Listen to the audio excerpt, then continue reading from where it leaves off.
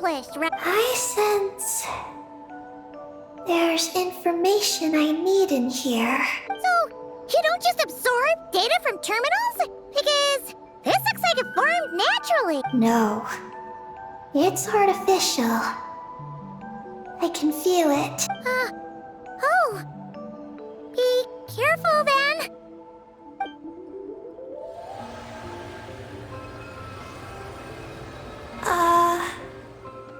Just as I thought. This is an energy entity created by a researcher named Ungian and Maggie's student.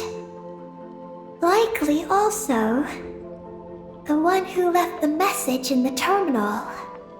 This lunar sea once used to be Luciline's Lunar Veil Laboratory.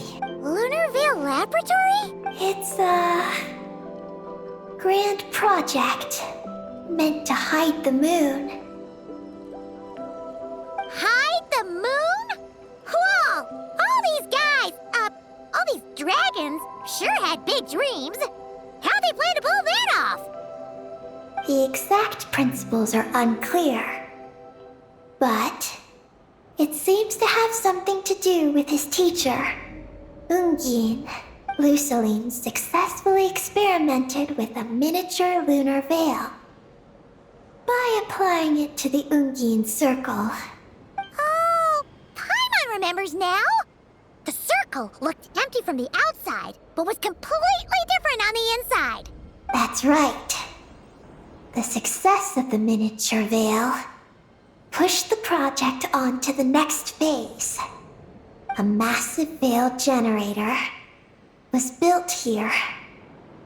One that could conceal the entire moon. That is because before the veil could take shape, an entity from beyond the stars pierced it. An entity from beyond the stars pierced it. The device went haywire. The laboratory exploded. And all came to nothing. Only deep underground. Might some traces still remain. Wait! A being from beyond the stars? Could it be? No one anticipated the entity's arrival. But it changed everything. Luciline had designed the lunar veil as a crucial part of Project Moongazer. But it had to be suspended. So, what exactly is Project Moongazer? Look out! Oh no! Ungi's below us! Quick, get out of the way!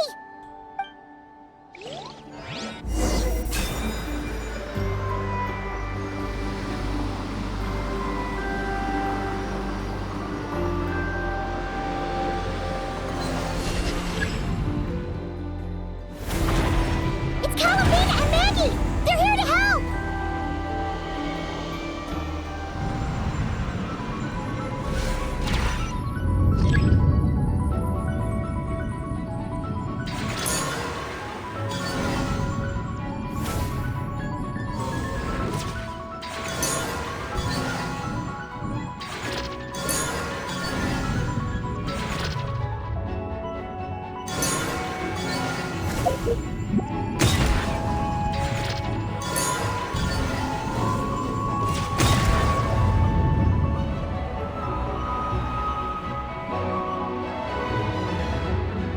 Has Ungi gone crazy? Isn't there any way we can calm him down? His body seems to be entangled in knotted moonlight vines. Is that what's driving him nuts? Traveler, could you try removing the vines? Up there! Look out!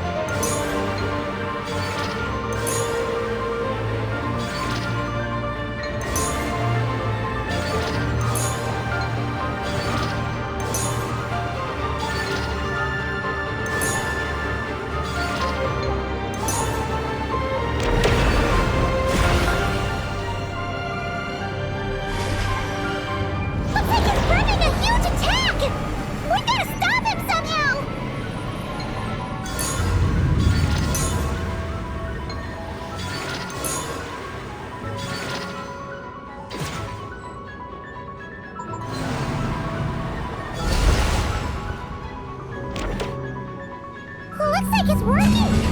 Come on! Let's get rid of those vines! I've got you.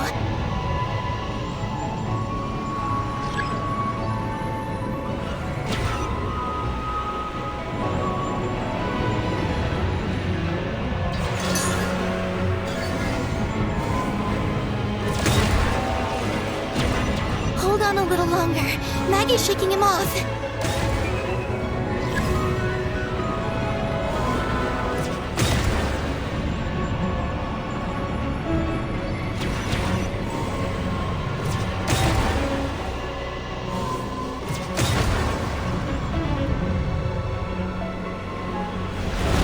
Here's our chance.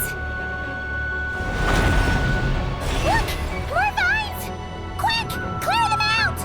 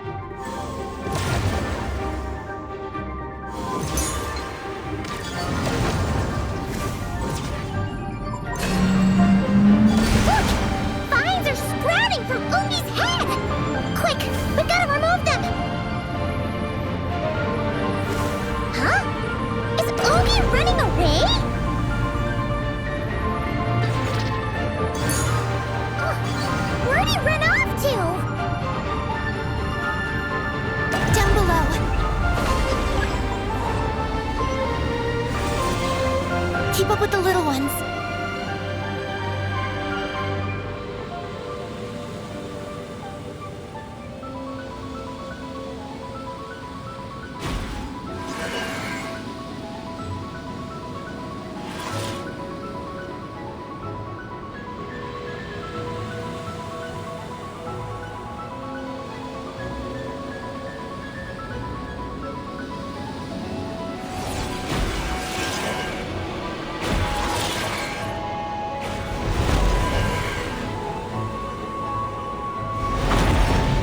Here's our chance.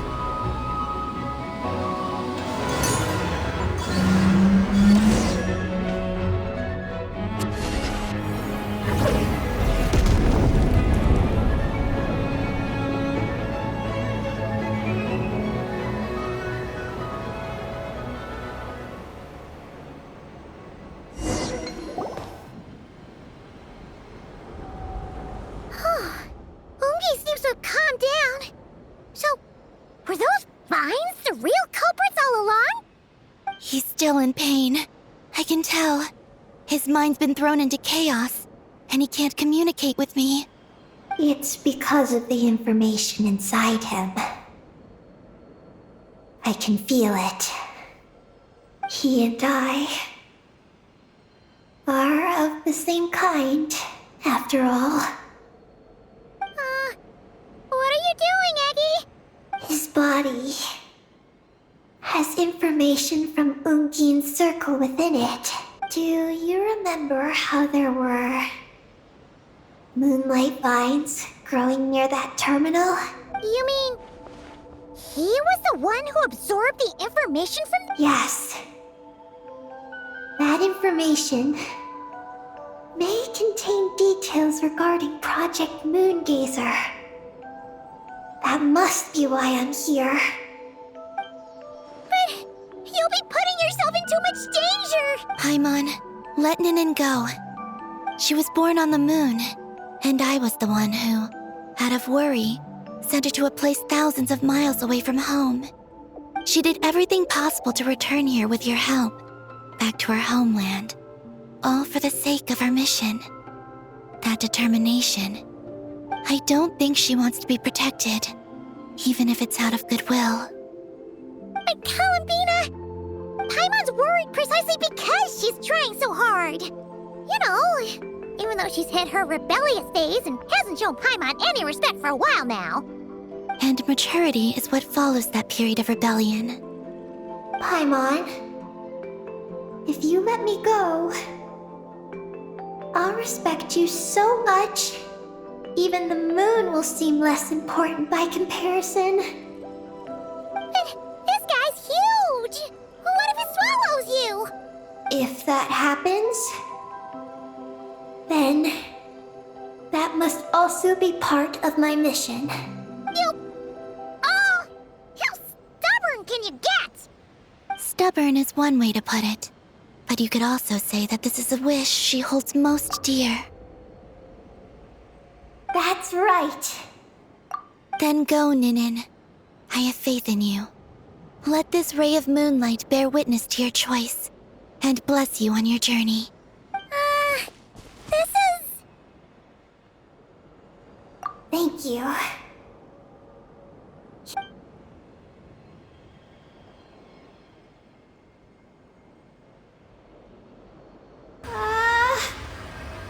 Come on, Eggy! You'll get through your rebellious phase! Paimon knows it! I can do...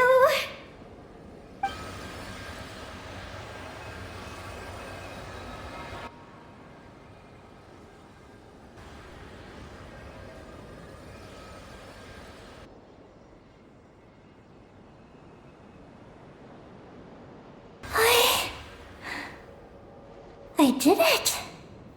Looks like things aren't as bad as we feared. And thank goodness for that! Thank you. I've obtained some critical information. I know what transpired at Ungain's ring and the space lifeform capture station. All right. What happened? I'm curious too. It all comes back to that mysterious signal from deep space. It finally appeared again. Many years after the Dragon Pioneer's passing. But, even so, the Moon Gazer Tower he designed, the Eye of Ibni Bellum. Wait! He finally did it?!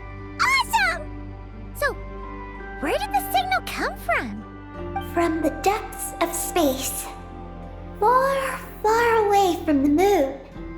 So far away that the spaceship could barely reach it.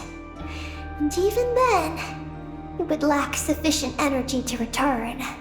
But Ungian, the life scientist, chose to pilot a spaceship named Moongazer and set out for those coordinates nonetheless. Wait, did he go cuckoo or something? Or was he not planning to come back? Perhaps it was enough for him that he'd be able to decipher the signal. And at that distance, he might have been able to transmit his discovery back. So, what happened? He disappeared into the sea of stars. And the dragons did not receive any messages from Moongazer thereafter. So, he failed. No. Years later, the Space Lifeform Capture Station was suddenly ramped by an unknown object. After emergency repairs were complete, the researchers discovered that the object that ramped the station was a cloaked spaceship. Cloaked? Like, invisible? Could it have been... Yes. It was the Moongazer. Though why it was cloaked is a mystery. Ungian's wife, Magi's, was the first to enter the spaceship. But she only found a round, black, spiky creature inside. Archeolune spectrometers indicated that the creature matched Ungian's data signature. What happened? Magus ran a series of tests, and thus discovered that her lover was fusing with some unknown creature. Oh, that's terrifying! Was it the mysterious space life form that had sent the signal? Did it eat Ungian? Could he still be saved? Unfortunately, the dragon researchers had never encountered such a situation before. At a loss, they could only watch helplessly as Ungian transformed into an entirely new life form. Then, Ungian awoke, and he passed a message to them. There is no information about... Ah, seriously? There's still some missing intel? Hearing all this, Ungian had it super rough. He tried to capture an alien, but ended up getting caught himself. That's not the case. The ship's logs show that the creature emitting the signal didn't attack Ungian. Instead, in this way, the creature was able to overcome the language barrier and pass a message to the dragons. What a surprising turn of events. It seems that message may be the key to understanding Project Moongazer. I'm getting more curious about what it is by the moment. So, was Ungian still alive after all that? After delivering the message, Ungian began to die. But McGee's, being an expert in life sciences herself, used an experimental technique on him. One that could convert a life form into one composed of pure, ancient moon energy. Oh, that sounds a lot like the dragon's phlogistonization. So, did she succeed? To an extent. She saved his body and created Ungi, the first artificially birthed Kuhanki on the moon. But Ungian's consciousness was completely lost during this process. From then on, she devoted all her energy to researching this new life form, until her own lifespan came to an end. Then, she requested that her student, Lusalim, use the same technique on her, ultimately being converted into a new life form. Just as with Ungian, her consciousness was not preserved. So this is your story. If that's the case, I think that Lusalim may have been the one to inherit the message that the creature from space transmitted to the dragons. Did he also establish a research facility somewhere? That's most likely where we'll find the key to Project Moongazer. Oh? Did you discover something? It was destroyed by a descender from beyond the heavens? In that case, I fear the great ruler of the firmament is the likely culprit. A veil that could obscure the moon. That sounds very similar to the false sky. Yeah, like some sort of baby version. But his research institute has already been destroyed. He might have been lost in that explosion too. My guess is just the opposite. That Lusalim didn't perish, and that his research survived. Huh? Why do you say that? As you can see, apart from the Lunar Sea itself, none of the draconic facilities have been destroyed. Not the Eye of Ibni Bellum, not Ungian's Circle, not the Space Lifeform Capture Station. Their survival doesn't seem in line with the plan laid down by the one who changed the world. So, you're saying that Lusalim protected them somehow? Yes. He might have struck a bargain using the fruits of his research, and followed the ruler of the heavens thereafter. That makes sense. And if it's true, he might have continued Project Moongazer elsewhere. But where? I do know of one other place on the moon. If Project Moongazer was hidden anywhere, my guess is that would be it. However, Ninin, is there something you haven't told us? Among your kind, only you have a mission you seek to fulfill. Oh, that's true. Now you mention it, Hickey's buddies all seem super carefree. Don't worry. I won't force you to answer. I just want to know more about you.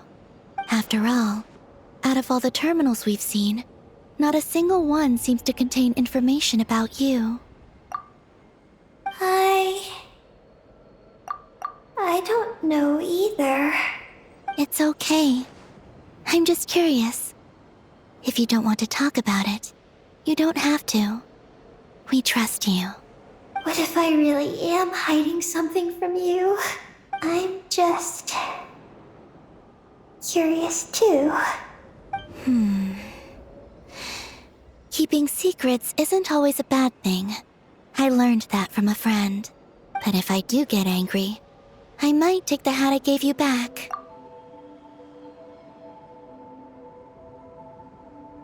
And Paimon will throw the snack she was saving for you into the lunar sea. I understand. I promise I won't hide anything from you. Then I'll take your word for it, Ninin.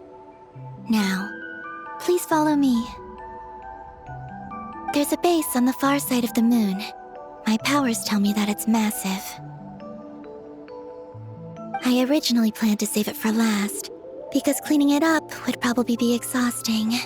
But now, I suppose it has to be moved up the schedule.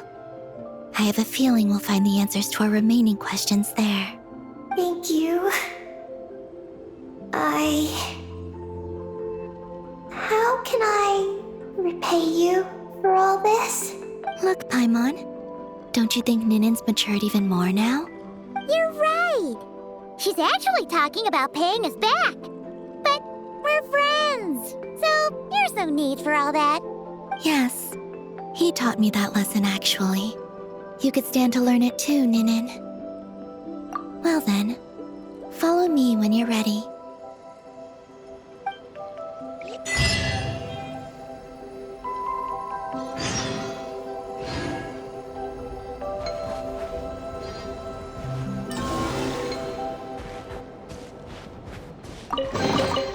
If you